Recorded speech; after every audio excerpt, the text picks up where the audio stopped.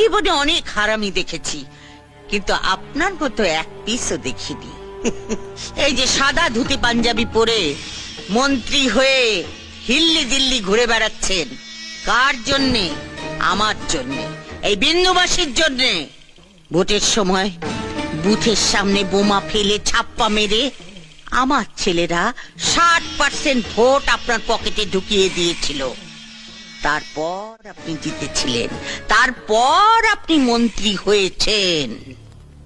আমি কি সে কথা একবারও অস্বীকার করেছি মাসি? চুপ হারামজাদা, আগে আমাকে শেষ করতে দে। আমাকে কথা দিয়েও টিকিটটা বাবলু কোলেকে পাইয়ে দিলি। বাবলু আর বড় কাছে মই লাগিয়েছিল। পার্টি প্রেসিডেন্ট নিজে ওর নাম প্রস্তাব করেছে।